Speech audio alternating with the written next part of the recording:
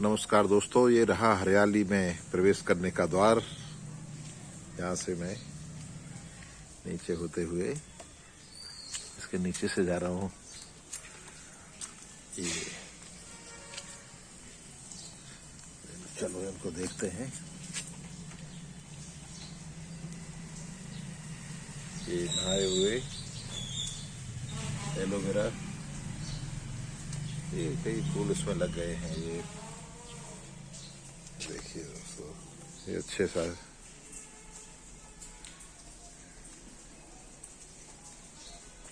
ये काफी फैलता जा रहा है, इसकी कटिंग करनी पड़ेगी। और ये इसमें कई फूल लगे हुए हैं ये।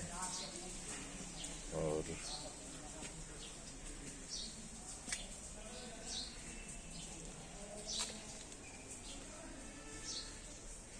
आप देखेंगे बरसात की बूंदें किस तरह से अभी झिलमिला रही हैं इनके कोनों में। ये मोती से कम नहीं है, प्रकृति के ही मोती हैं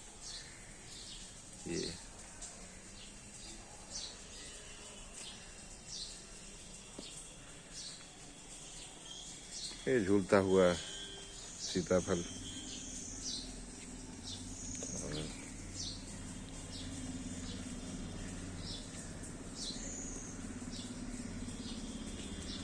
अच्छी खासी बारिश इन दिनों हो रही है। पिछले वर्ष दरअसल कम पानी बरसा था, तो सूखा का वर्ष था।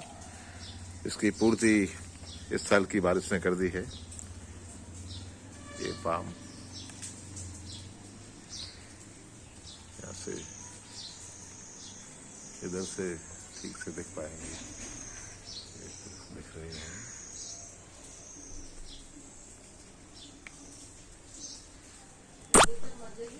अच्छी खासी बारिश ने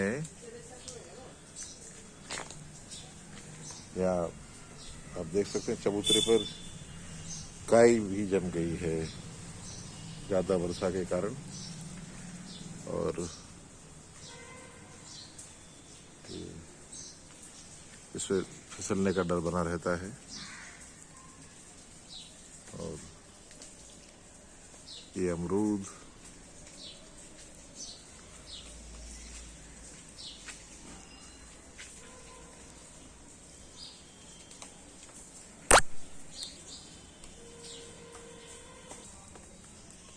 ये केला का जो बच्चा केला है छोटा वाला, इसके साथ नीचे इसके भी बड़े बड़े पत्ते हो गए हैं।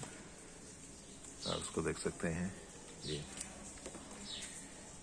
जब ये बड़ा वाला केला, इसमें केले लगकर ये नहीं रहेगा, तब ये छोटे वाला केला बड़ा हो जाएगा। इसकी संतति है, संतति केला है।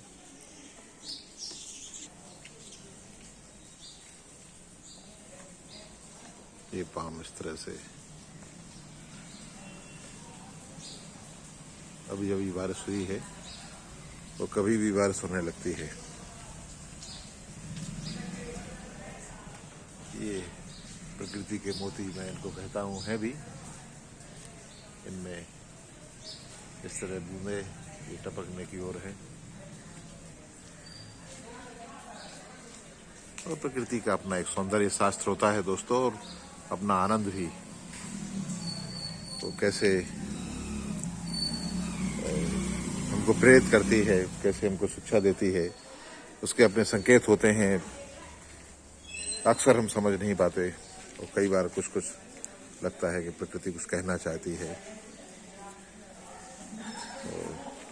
उसका जो सौंदर्य है वो मूलतः हरितमा में प्रकट होता है, और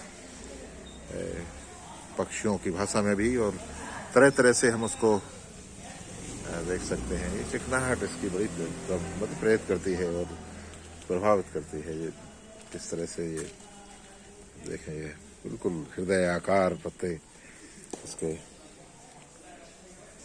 बिल्कुल ये बेहद सुंदर लगते हैं। अभी इसके यौवन का समय है ये, और सूखा में ये थोड़ा सा मुरझा जाता है, और लेकिन बारिश में काफी बढ़ जाता है।